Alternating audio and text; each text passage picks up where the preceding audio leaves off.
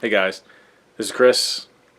I'm going to take you through sort of my frugal, dare I say, ghetto approach to all grain homebrewing. Just to throw it out there that it doesn't have to be as hard as some people make it out to be. And I'm driven by not having a whole lot of time. I got 4 kids, I got a brewery to run, don't get a whole lot of time to make beer at home. And I found myself sort of overcomplicating things a little bit and listening or believing what I read as being fairly literal, and then learning over 10 years of making beer professionally and 4 or 5 years of 10 years of homebrewing, whatever, that a lot of those things just didn't pan out. And there was corners that you could cut that would get you into trouble, like not sanitizing thoroughly, cleaning things. But then there was a lot of corners that didn't seem to result in any negative consequences. And while I feel this is a trap that a lot of homebrewers fall into, thinking I did it this way and it worked, so it must be right, I just started to question some of the things that I read, and developed a way of brewing on my own that's been pretty consistent. And I find that by simplifying the process and speeding the process up, I can make a whole lot more beer. And currently, I'm really only homebrewing to make pilot batches for the brewery, like something I might want to try, or maybe compare a couple of different methodologies or ingredients and see if I can actually tell a difference in, say, one base malt versus another base malt, or yeast pitch rate, or whatever it is, just to sort of see, hey, does this really seem to make a difference? And more importantly, is it a difference that my customers can detect? Because if I have trouble detecting something, then I'm not going to spend the extra money, take the extra time to pass that on to my customers, just because it's difficult for me to run a business that way. But before I make those decisions, I like to find out if there's any truth to it. And so I developed a 3.5, 4 hour way to make 10 gallons of beer. And I am not a proponent of hurrying up and getting it over with. I believe in enjoying the process. I like making beer. But more that I just have a lot of other things to do. Like today, for example, I've got to go pick up my youngest daughter from daycare and get her to swim lessons. And so if I don't know I can knock out a batch of beer in 4 hours, I can't start one. So there you go. I hope you enjoy. Going to go ahead and run through a 10-gallon batch of beer the Frugal way. Just kind of to illustrate a point that homebrewing can be really easy. Granted, I've run a microbrewery for over a decade, and I'm used to brewing on bigger equipment, but I've never gotten away from homebrewing. Sometimes I go years without doing it, but a lot of times I do research for batches in the brewery on this home system. And over the years, I've gone from fairly complicated, moderately complex, but nothing like a lot of homebrewers use, to a much more simplified version. And lately, out of necessity and the failure of one of my burners and some loss of equipment, I've done it even as simple as I can imagine. And this is for a 10-gallon batch. It's all grain, so it's not your stovetop, but the sort of the what I consider to be probably the cheapest and simplest, no worries, relax, do whatever, have a homebrew kind of way of making a 10-gallon batch of beer with simple equipment. So I'm going to walk you through it and go through the equipment real quick. Here's where I'm going to get ready to mill my grains. This is my mash tun and immersion chiller. There's the bottom I made for the mash tun. You can see I've put a bunch of little slits in it. That'll help separate the water from the grain. Here is the barley crusher, and here we'll go over that in a minute. My 2 Better Bottle plastic carboys with sanitizer already in them. Thermometers. As you can see, I don't have really any sophisticated equipment. We'll go outside and see the next level of equipment. I've just got an old keg, what a lot of people call a keg. It's effectively a 15-gallon stainless steel pot with a little bit of Sawzall activity on top, and don't have to do the weld on the bottom, but a neighbor could weld, and so he did that. 1 second. to, like I said, a 15-gallon keg or keggle. You know, don't steal these. These are kegs we bought at the brewery. This one probably had a failed gasket or something in the stem, and I just cut the top out of it.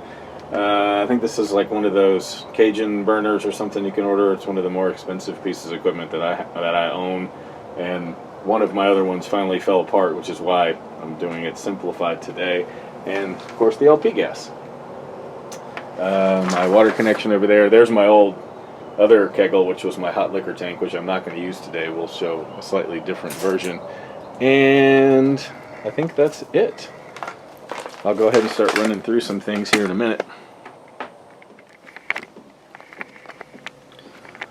So, part of the reasoning or background to my brewing strategy is frugality, both with respect to finances and time.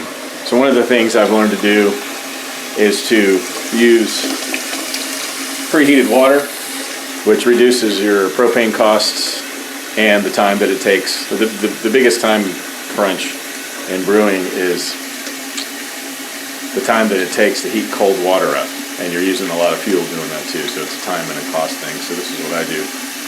I've got my keggle all marked off, so I know what the volume is using my stir paddle, and what I'll do is add a bunch of 105-degree water from my hot water heater to the tank, and then I'll have to heat up to about 175, so it'll go a lot quicker.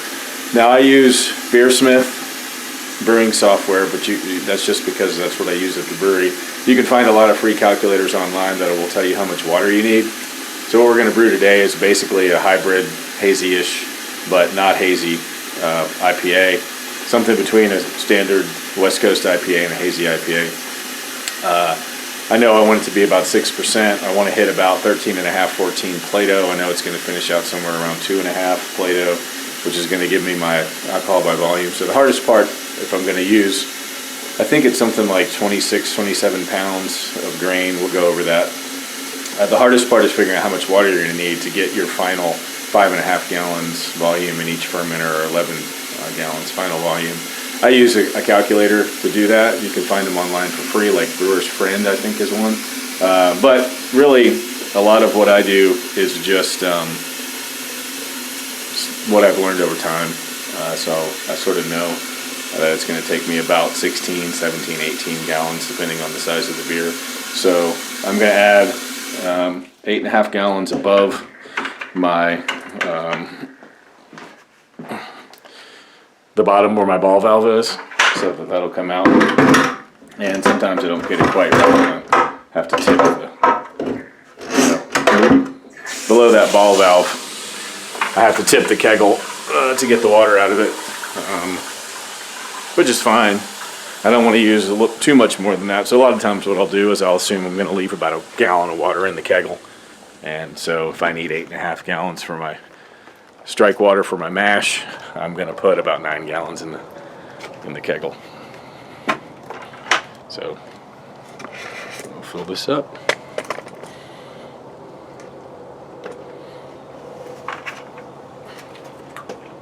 Oh, I didn't close my ball valve. There we go. So I put in 4 gallons. I've got everything demarcated on my stick, and it's about 4 gallons on this. So again, it's going to leave a gallon and a half in there. Really, that's only 2.5 gallons unless I tip. We'll go over that in a minute. So all I've done is move this over here. This is basically a 1-tier system, a single tier where I've got the mash tun higher than the boil kettle.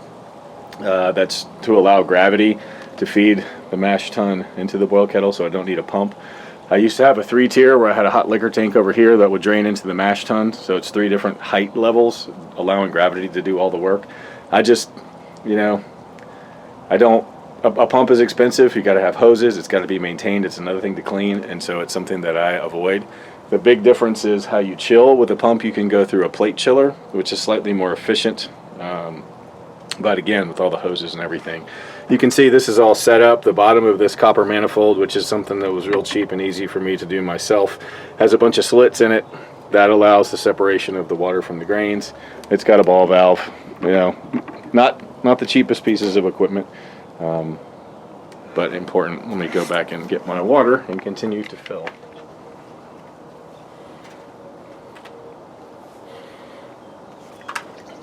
So I've got 9.5, 10 gallons in here.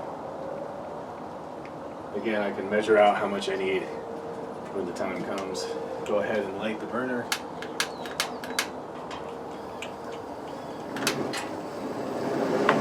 And let that start heating up to about 175 degrees.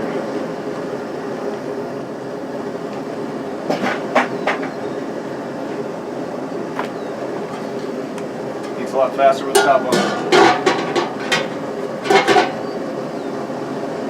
And as we'll see, one of the things that's different about a one-tier system is somehow I've got to get this hot liquor up here. And what I've learned is I can just use a scoop in buckets. It's only 10 gallons of water, 10 gallons of water. It's not a big deal. You can move that by hand in enough time where it's not going to lose a lot of heat. So I'll heat this up a little bit higher than what I want. Again, that's another calculation you have to do. I want about 154 degree mash temperature. And so to do that, given that it's a little cool today, my grains are going to be probably 60, 65 degrees. I can preheat this a little bit. A little bit of heat's going to be lost. Again, from doing this a million times, I know if I heat this up to about 175 and strike pretty quickly and get the water in the mash mix, I'm going to hit about 154. That's something you probably can't do your first time, but those are some pretty good numbers to go by. Somewhere around 170 degree strike water for room temperature grains in a mash tun that you can at least get up a little warmer. I'll add a little bit of hot water to this first to warm it up. You're not going to have a lot of heat loss. Okay, while that heats up, I'll go weigh out the hops and mill the grain in here in a minute. Another piece of equipment that's not really that cheap is a barley crusher or something to use to crush the grain. It's pretty simple. You use a drill. You can crank it by hand, but that's ridiculous for bigger batches. And you can set the gap, and all it's going to do is take this uncrushed barley and turn it into crushed barley, expose that yummy endosperm so that it can be made available to the mash, and let the starches convert to sugars and make them available to the yeast. So because this is super noisy and ridiculous, all I'm really going to do is be pouring that into that, which will then come out in that bucket all ground up. So you don't have to listen to the noise of the drill. Like I said, it's super loud.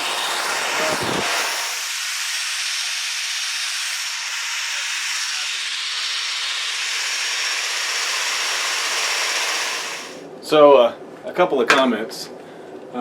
If you want to avoid the cost of a malt mill, well, one, a lot of this stuff I already have. I already have a pretty high powered drill. A cordless drill will barely, if it even will, make it through that much grain on the barley crusher. I wouldn't suggest buying a drill just for this. See, it's all done. Put that over here. Or necessarily even buying a barley crusher. You can actually get your local homebrew store to mill your grain for you, or you can order pre-milled grain a lot of times from your favorite homebrew mail order shop. But this is basically what we end up with, which is beautiful. And you see all that white stuff, that's the good stuff inside the grain. The husks will form the grain bed that'll act like a filter to remove the particulate matter so it doesn't get into the boil kettle. And the endosperm, or the white part, is the starch that will be converted into sugar during the mash or the saccharification rest. A couple other things that I have that are sort of on the fritz are digital thermometers. You can buy these at Walmart. This one in particular has not been working. And I have a backup, cheap, $5 at Walmart. Although this one sort of works, but you can't really read the digits, although I kind of have a feel for what it is, so I can make this one work if I have to. Let's see if I can't make this other thermometer work, or see if it's going to work for me today. Temperature is pretty critical, but again, I've done this so much, I have a feel for it. Not something I would recommend cutting corners on, especially when they're so cheap. Of course, do as I say, not as I do. I was just at Walmart buying groceries, and I did not buy a new thermometer. Let's see. I guess this is not going to work again, but I'll check on that later. Worst case scenario, you can use a thermometer from your kitchen, a dial thermometer, if you have one. So I'm still waiting for the water to heat up, and eventually I'll go weigh some hops out, but the next step will be to do the mash. Okay, a couple more things. Just weighed out the hops, which if you buy them in your local homebrew store or whatever will come pre-weighed. I'll go over the recipe in a minute. Decided that this thing is shot. Sometimes that happens. And interestingly enough, here's my hydrometer from this exact same beer that I brewed a few days ago. It's probably fermented a little bit now, but you can see the original gravity for that beer was about 13.5 Plato, or what is that, like 1050 something. It's going to get me close to 6%. I'll talk about this in a minute, but one of the biggest problems with my system is mash efficiency. Well, before I get to that, let's go over. So the recipe is about 18 pounds pale 2-row malt. In this case, I'm using Canadian malt. 2.5 pounds each of Vienna and Munich to give it a little bit of malty feel, and then 1.5 pounds of Golden Naked Oats from Simpson's, which are great at adding sort of that, a little bit of haze, a lot of mouthfeel. It's a fairly robust but simple malt bill, and it works for this beer. This is a beer I've been brewing forever. It's based basically on an IPA that I sell at the brewery, and then it's got, again, it's a hybrid, so I still use a little bit of bittering hop, an ounce of Columbus at 60 minutes, because I've always done it this way and I didn't want to change it. 2 ounces of Amarillo at 10 minutes. I'm not sure 10-minute hops do a whole lot anymore. Pick up a little bit of bitterness, but you probably lose all the good stuff. And then 2 ounces each of Cascade and Amarillo at Whirlpool, and I'll actually put those in while I chill, so I'm going to get it from about 200 degrees on down. It's not a full Whirlpool rest like a hazy IPA at 170 degrees for some amount of time, which we do in other beers, but it picks up enough of the flavor and aroma. It's not a beer that hits you in the face like a juicy hazy IPA. It's not going to be overly bitter, but it's something in the middle, kind of like Heady Topper ish in that vein. So what I was talking about with mash efficiency. So one of the biggest things we fight for at the brewery is, so that 26-7 pounds of grain has got so much potential to make alcohol based on the sugar content. You can't really get 100% of that, but you can get pretty darn close. You can get up in the 80s, which is what we do at the brewery. Here on this system, sparging the way I do and mashing the way I do, I'm lucky if I can get around 60, and so I've sort of just upped the grain bill a little bit and settled on a slightly lower finishing gravity, or original gravity on this beer. Something about the system that you'll see, just it won't milk the grains. And so there's a lot of caveats to brewing the Frugal simple way, and one of those is you're just going to have to sacrifice efficiency and up your grain bill a little bit. And this can be difficult with calculators, because a lot of the calculators are assuming you're going to get a lot better sugar removal from your grains than you actually do. And part of it's just I'm impatient, and I don't mind the extra 50 cents a pound. You know, if it costs me $2 more to make this beer than it could have, I don't really care, especially since I'm buying everything at brewery wholesale prices. But if you're into that kind of thing, it's something that may bother you. There's something else I was going to say.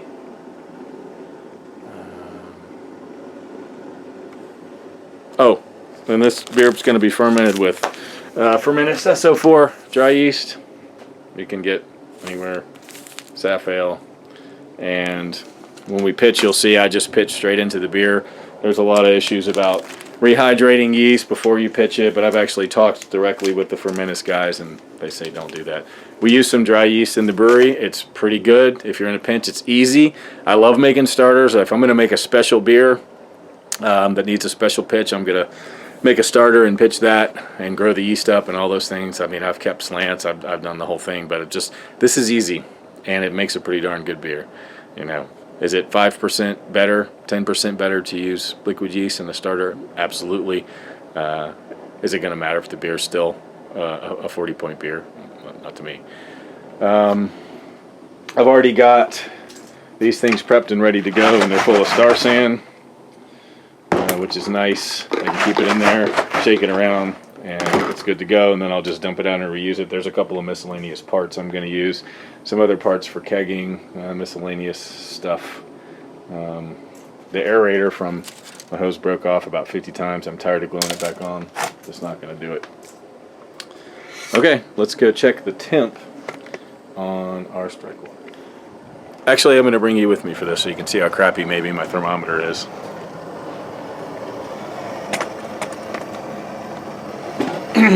Kegels, like anything, heat up from the bottom and cool from the bottom when you're chilling. So you really got to make sure you have everything mixed so you're not going to get an accurate temperature. Again, so it's something like 50 degrees outside. That looks like 54, 55 to me. Again, I can watch it move and sort of know what it's going to be. 120 something, 131, 144, 151, 156-ish, 159. So we're in the high 150s. We want to get to 175 before I'll basically drain all this water into a couple buckets and mash. We'll come back and check in about 15 minutes. So as usual, a problem has arisen, and I ate lunch and overshot my temperature. It's up in the 180s, but that's no big deal because it's pretty cold. Well, it's in the 50s. And so I'll just have to let gravity fill that bucket. And I will use my trusty Kool-Aid pitcher to scoop out the rest. And then we'll let the water cool down naturally. Well, one thing I am going to do is pour a little bit of this into my mash tun to get it preheated so that it won't be 50 degrees. It'll be a little higher so that the grain water mix, the mash, won't lose any heat, heating the mash tun itself up. And again, all this stuff can be calculated in programs like Beersmith and the Brewer's Friend website. They'll do a lot of that for you. But it's better just to kind of figure it out. And so yeah, my calculated smash strike water was 8.5 gallons. I probably got just a little bit more than that. But I have these cool graduated buckets that tell me how much water I have.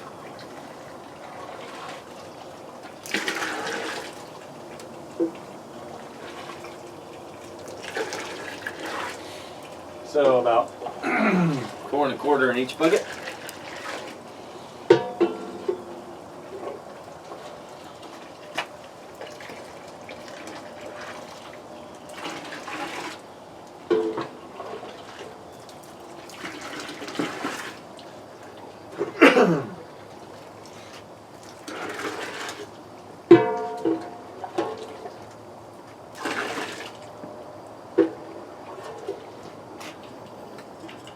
Go ahead and turn my boil kettle all the way off since it's going to take a minute, a little bit longer than I anticipated to. And so, like I said, you can milk it if you want.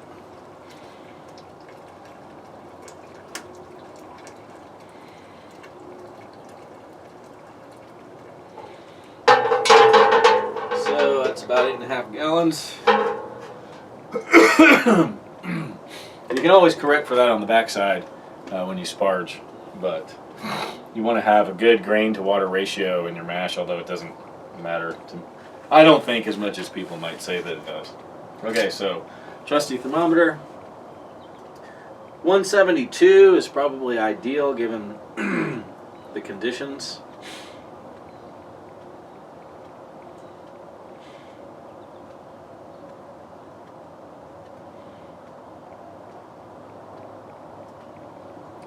This one's at 182.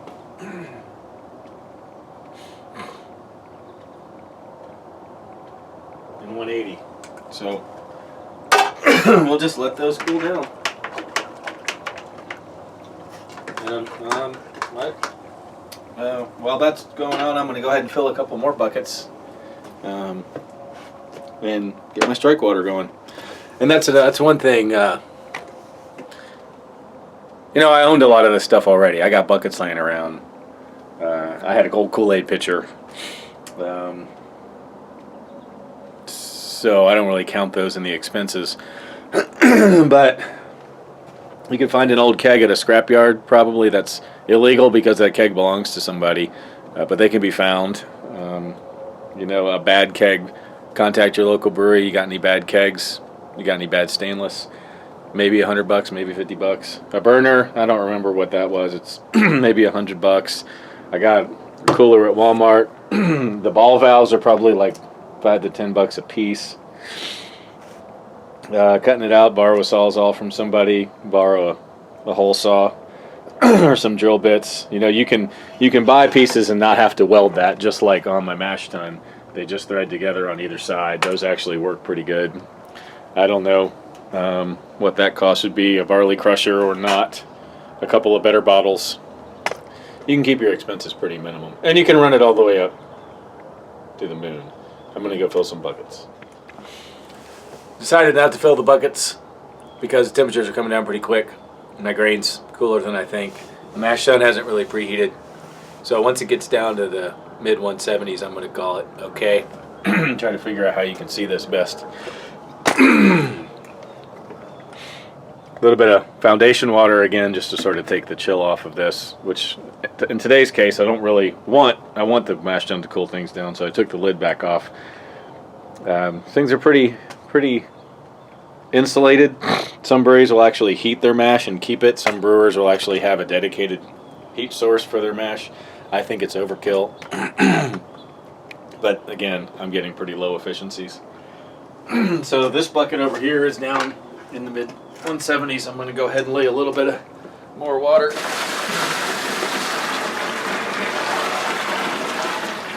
Actually, I'll go ahead and put it all in there.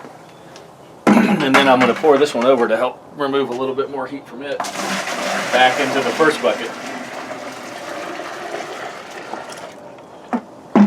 And start milling in. Somewhere I have a mash paddle.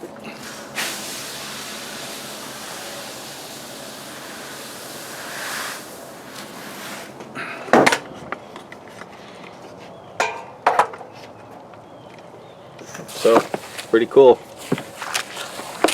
This is the magic. One of the things you can get if you do it sloppy like I'm doing is what do we call dough balls, where the kind of the instantaneous reaction between the dryness of the mash and the water, and that'll further reduce your efficiency because the water can't get into the inside of the dough balls to remove the sugars from it. But this feels pretty good. That's about half a mash. That'll give you an idea of what's happening. Of course, many of you probably already know this. I'll go ahead and do the other half.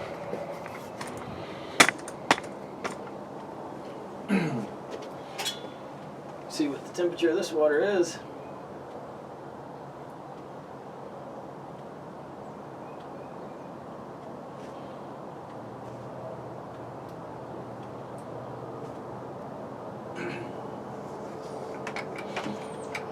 $175.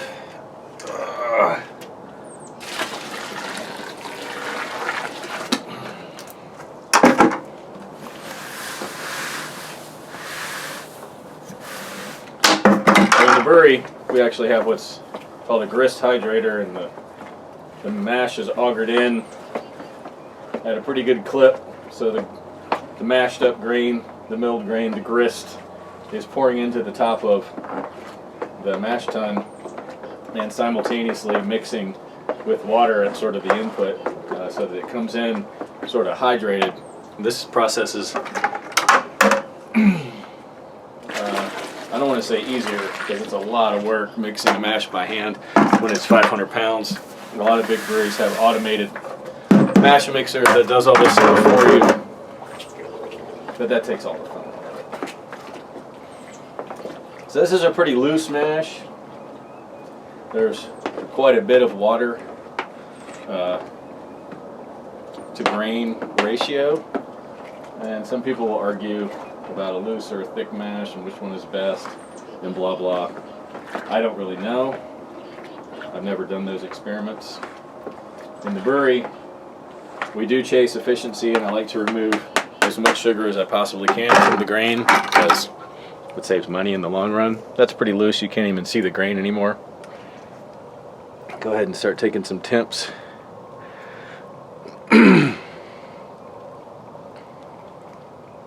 So up at the top of the mash, it's going to not be quite as warm as the bottom of the mash. There's a 152, 154, 156, 154. Up in the 160s, that's pretty high. 161. So I overshot my mash temp by a little bit, but I'll just leave the top off and let it cool and stir a little more. And I'll lose a little bit of the heat.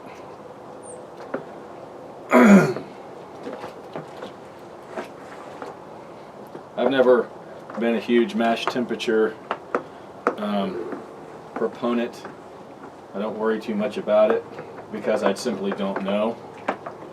My palate isn't sophisticated enough. I haven't done the experiments to determine two beers side by side, one with a mash temp in the 160s, one with a mash temp in the 140s, and then maybe another with a mash temp in the 150s. How does that affect the fermentability of the wort? I know what I've read, and for some beers we do run a higher mash temperature, but I don't have any first-hand evidence that the mash temperature is causing the effects that I see. And so I always shoot for sort of the most efficient range of the enzymes that are at work, is in the low 150s, 152 to 154 is kind of an ideal mash temp. And I'm pretty satisfied if I get close to that. And again, that could have something to do with why I get lower efficiencies. But it all comes out of the mash.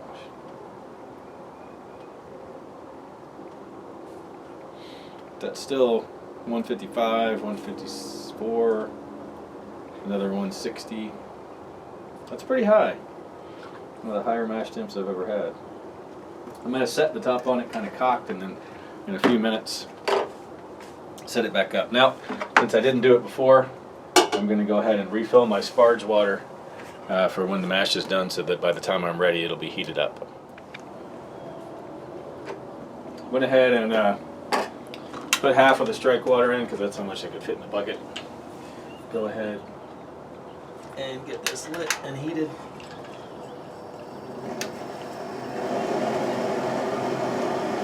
Check the mash temp again.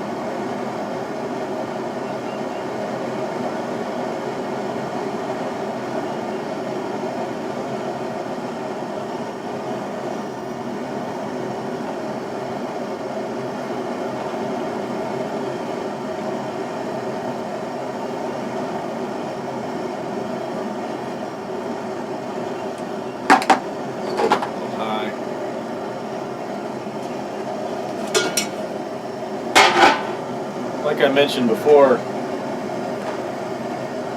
I'm frugal with time and money, and I accept the trade-offs that allow me to do things cheaply and quickly. And at one point I had my brew day down to about 3.5 hours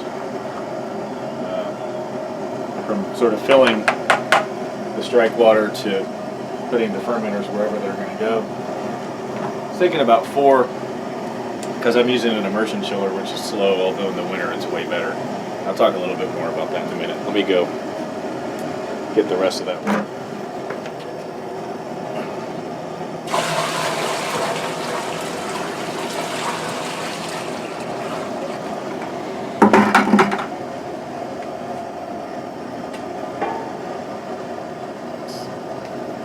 About 8 gallons final yield. Top on. Now generally I know about where this needs to be.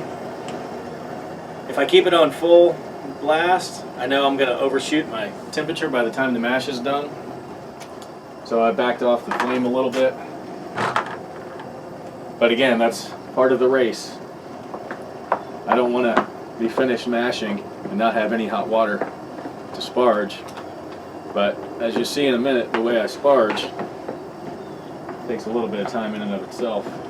So plus we got to wait for a second. Basically running two mini mashes.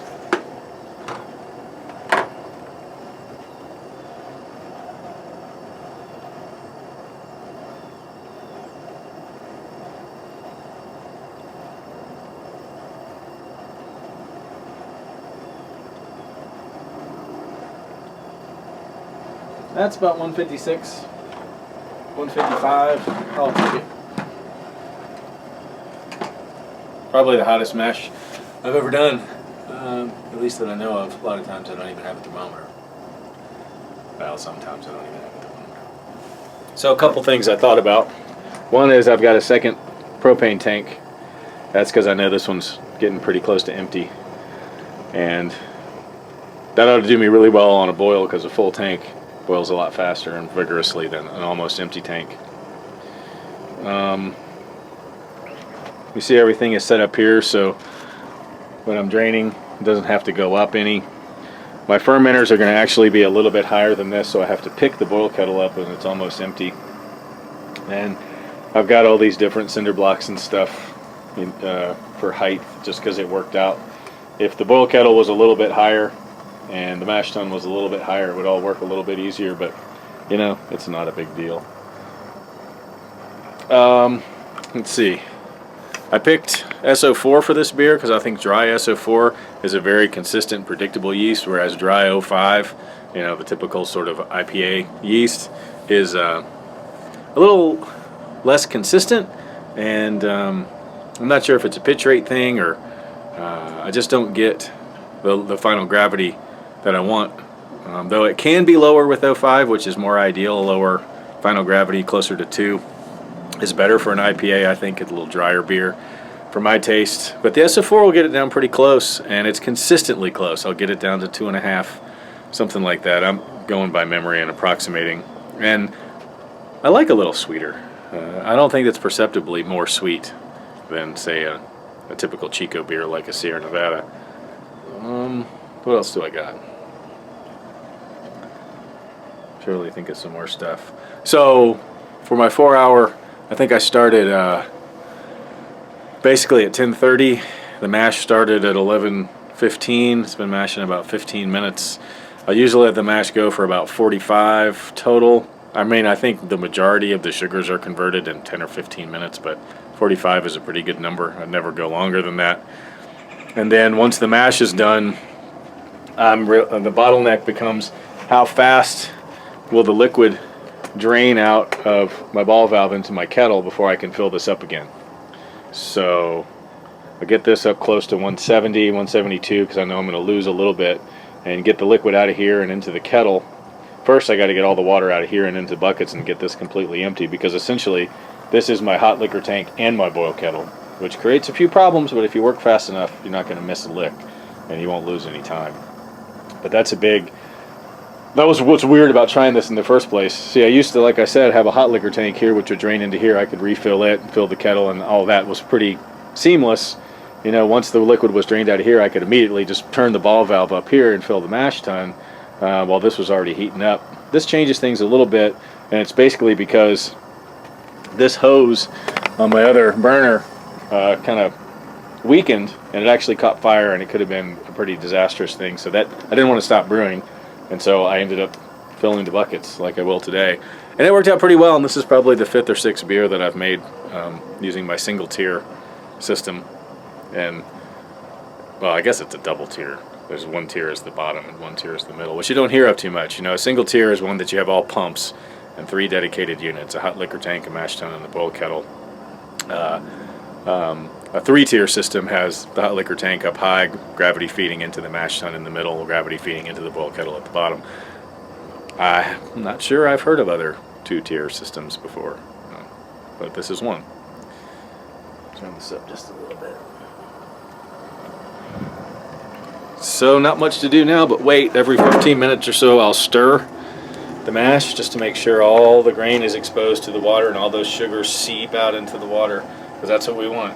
That's what the mash is doing, right? It's using water to sort of liquefy the sugar solution that the starches are being converted to by the enzymes that are present in the grain. And then what we want to do is take all that sugar water, getting as much sugar out as possible, get it into there, and ultimately feed it to the yeast. So when I'm ready, getting closer to time to sparge, I'll come back. There's one more little part. So my mash has been mashing for 45 minutes or so, and I know Grain's going to be in there a little bit longer, so I'm ready to move on to the next step. And this is a pretty cool one because it's another neat German brewing word called Vorlaufing.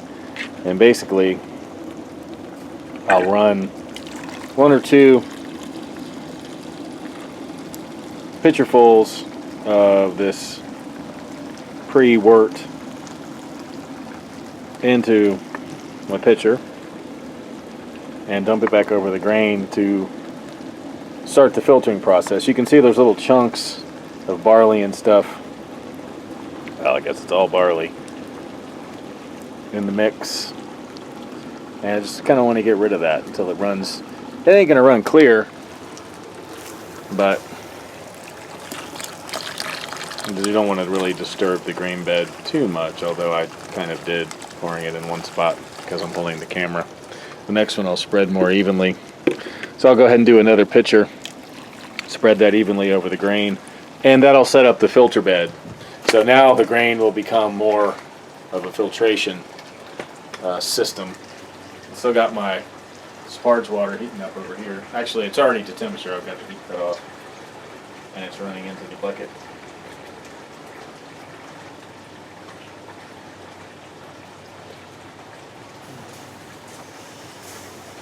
That bucket's about full. So yeah, a little more carefully this time. And if I wanted to, I could go ahead and measure the specific gravity of these first runnings off of the mash and get me an idea where I am. They're probably super high right now because there's not much water and a whole lot of grain, so it's probably up in the 20 plateau range. But again, I sort of know that from experience, and I'm not going to measure it because I don't have a refractometer at home. I've just got a hydrometer, and it takes a lot of liquid out. So yeah, that's come down into the 150s, and that's doing pretty well. My sparge water is a little hot again. I don't know why I'm getting, I think it's not windy today, so I'm getting a really good efficiency off of my propane burner. So yeah, my sparge water is about 180, so it's going to have to cool down again. But that's okay, because I'm going to take my time and empty out this boil kettle because it's getting ready to take all of my mash liquid into the boil kettle. So I got to get all this water out. I've got about 4.5 gallons in this first bucket. I really only need about 8 gallons. I might go for 8.5 because a lot of times I'm really sucking out as much of the beer as I possibly can to fill my fermenters at the end because it's a pretty good hop charge. I think I'm putting in 7 ounces into 10 gallons, and that's going to absorb a lot of the liquid. So a little bit of extra liquid's not going to hurt. So my mash, again, is just sitting here because I can't do anything with it because I can't run off into the boil kettle because there's still liquor or water in the boil kettle. Once I get all the water out of the boil kettle, I can start running the first bit of my mash water into it. And really, that's pretty good. I got plenty of time. It's going to take 15 minutes or so for all that to happen. And in that time period, my strike water can come down closer to 170. I might actually have to go get some ice cubes because one thing I have learned is that strike water over 170 can lead to astringency problems. It's almost like it kind of cooks, not cooks, but maybe almost like burns or overheats the grain, and you can get a little astringency out of the grain if that happens. So you definitely don't want to run too hot a strike water. I'm going to help this along a little bit. It's also going to help cool it down. Probably going to end up with a little bit of extra water that I'll put into another bucket to help rinse the mash tun out. Since I don't have any hot water, besides what comes out of the tap. So yeah, that's plenty of sparge water that's too hot. I'll be extra careful and dump this because that kettle is hot as you know what.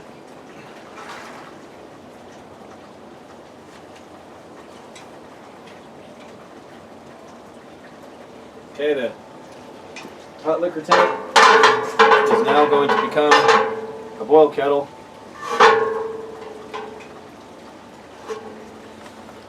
I've already Vorloff, so the grain bed is set up. So what drains out should be relatively clear. I mean, not clear, but void of chunks. Close the ball valve. And really I can go ahead and light the burner and start warming that up, but I'm not going to get in too big of a hurry. I might go ahead and light it and keep it on low.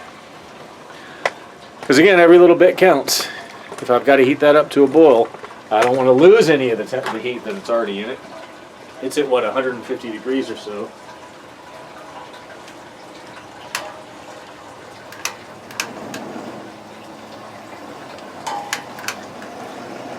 Okay, so I got the burner on maybe halfway. And then another little trick I've learned is that I can lift up this end of the mash tun, and that's going to help everything run out of the other end, so I can sort of milk it for all of the liquid that's in it. And I do that basically with shims. These are my old sort of cement board that I used to protect the mash tun from the hot liquor tank when I used one. It's pretty heavy. And then I'll actually add a bigger section as needed. Stir up this hot liquor, let's try to cool it down some.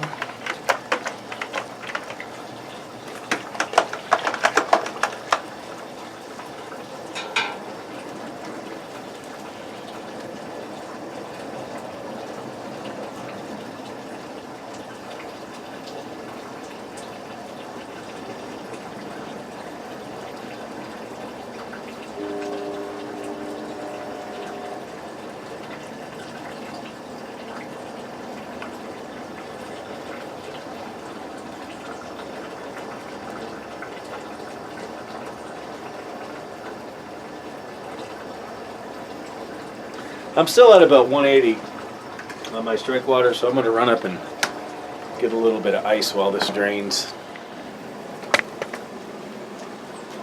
A little bit of ice, just sort of, and you can see over here, still got mash water running into the kettle. You know, you could probably do the math and figure out exactly how much ice to add to drop it 10 degrees, but I'm just going to add a little ice, measure the temperature, stir, and see what happens.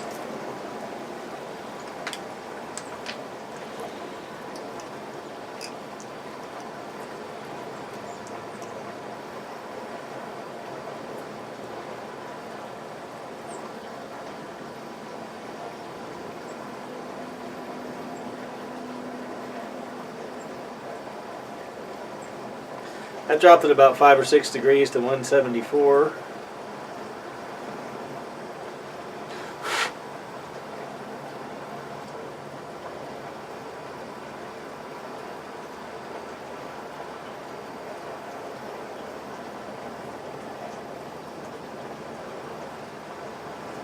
$175. And a few more.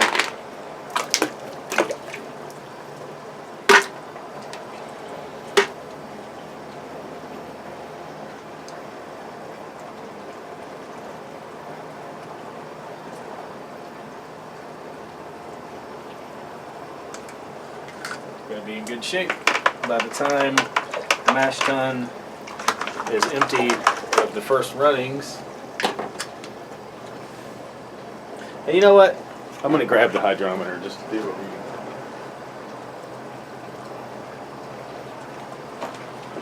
we. Since it's so easy, I can just grab a sample while it's running off. And this isn't going to be really the first runnings. Maybe I'll go ahead and take it out of the kettle just to. Of course, this is way too hot, so it's going to be read wrong. I got to let that cool down before I do anything. But then at least I'll know sort of what my first runnings gravity was, just to see where I'm at.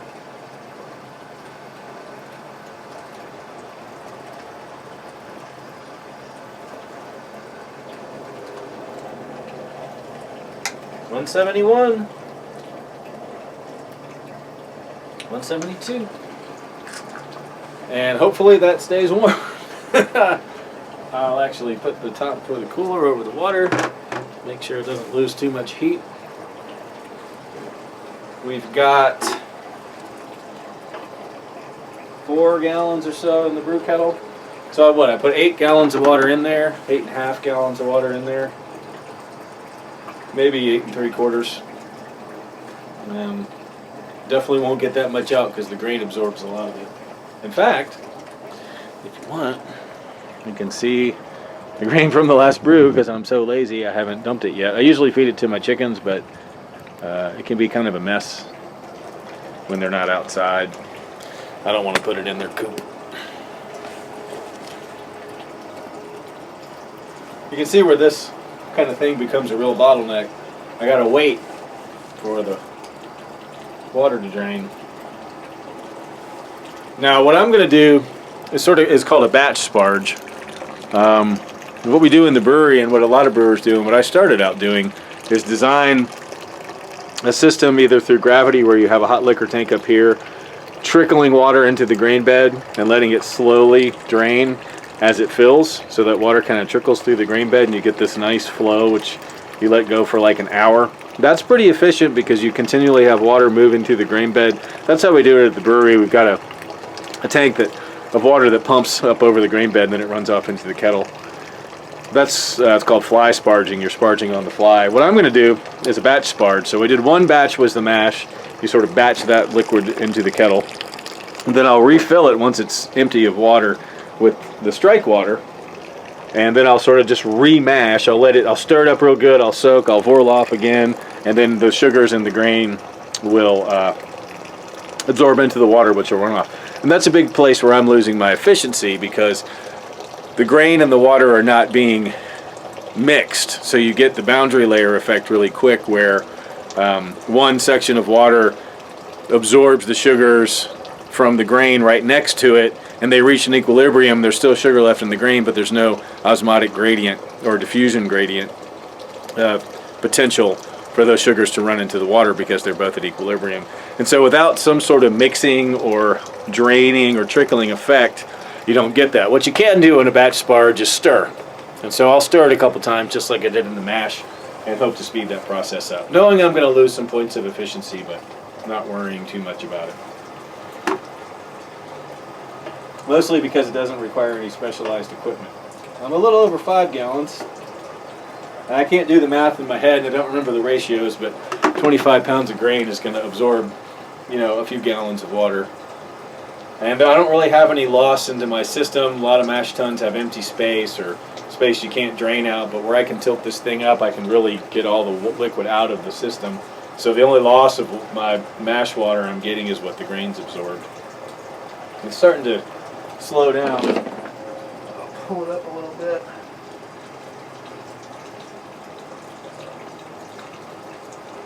Relying on gravity and sweat equity.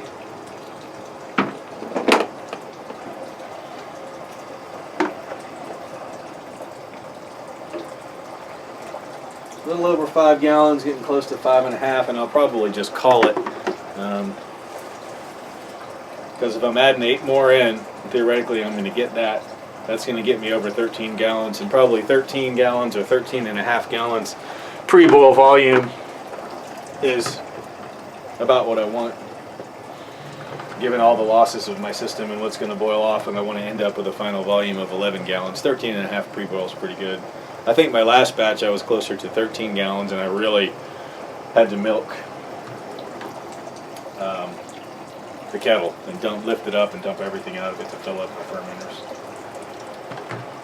I think that's close enough for me. It's down to a trickle. So this one's going to be about 4 gallons, and really I'm going to allow the water to do a little bit of the work and try to mix the grain up real well off the bottom. I'm going to go ahead and use this to measure out because I do not want more than 8 gallons.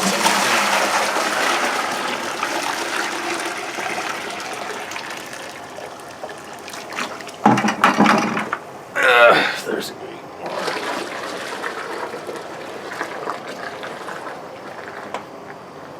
That seems like a lot. I got a little bit of hot water left in the bucket, which is good. That seems like a lot of water. I'm going to go ahead and stir it up really well. Make sure that all of that water is exposed. All the grain is exposed to the water, and the fusion can do its work. Get all the sugar into solution and away from the grain, or at least as much as I possibly can.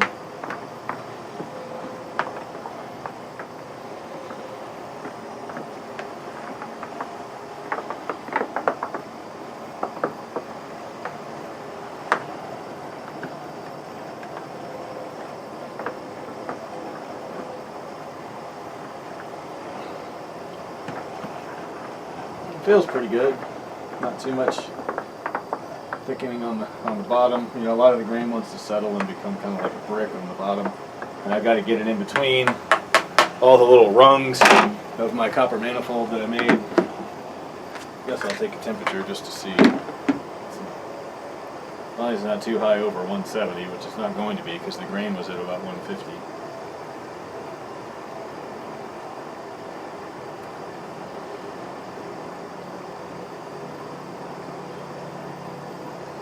Yeah, about 160 is pretty good. And I'll go ahead and check the temperature of my wort in my boil kettle to make sure it's not going to overheat or start boiling.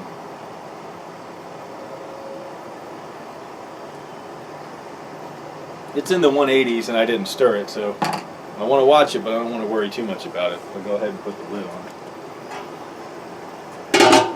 And, you know, really I go with the rest for my sparge is really just about patience.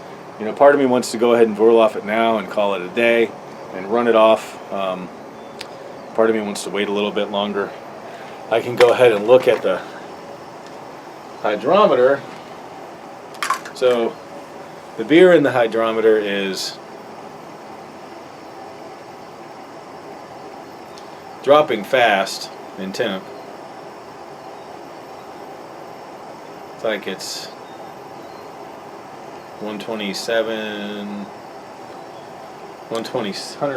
degrees Fahrenheit, and it's at about 15, 16 Plato, a little over 1060. That's not very high, but remember that's adjusted for temperature. I'm going to go ahead and do a quick Google. I think Brewer's Friends comes up for a hydrometer temperature correction. Brewer's Friend, there it is. Enter in my numbers in bricks, which is close enough to Plato.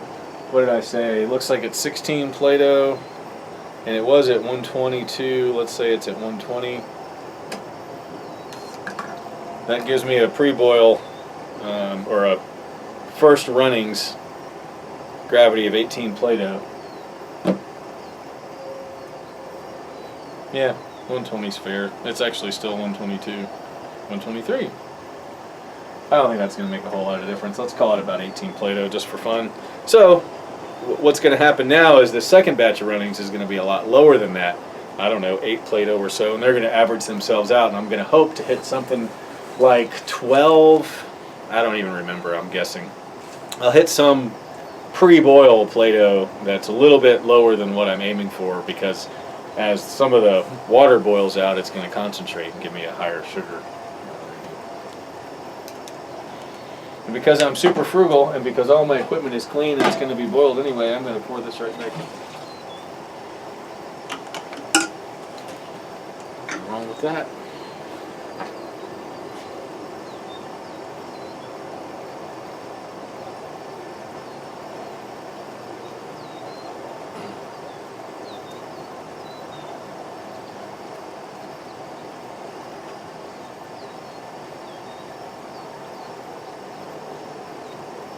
I'm up close to 190, so I'm going to go ahead and boil off.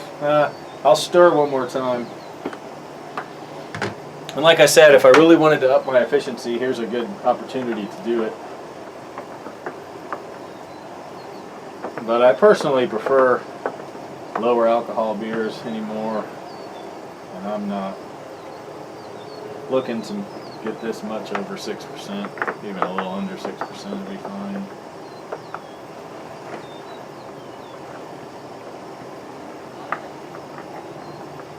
Even though a lot of people would argue that it's not an IPA, it's not over 6%. I'll go ahead and Orloff. Get rid of my ice.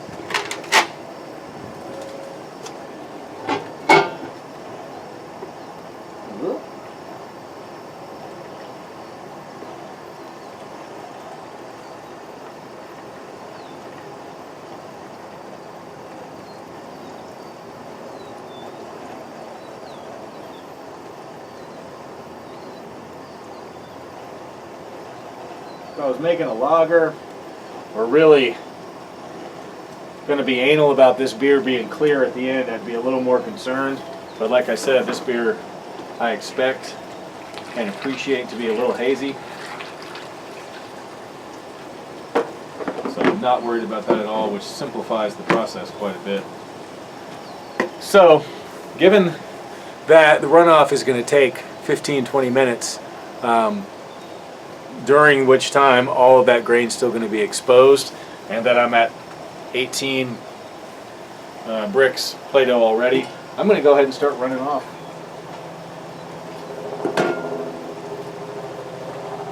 And now all I really have to do is make sure I don't go past, depending on my volume estimates for water usage, my 13-ish gallon pre-boil volume, because then I'm really going to run into trouble with gravity points dropping. And maybe for fun, I'll go ahead and take a gravity of the second runnings.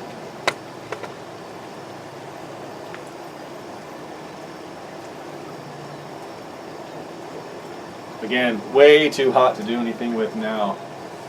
Or have any meaning. But we're at about 5 Play-Doh. If it tells you anything.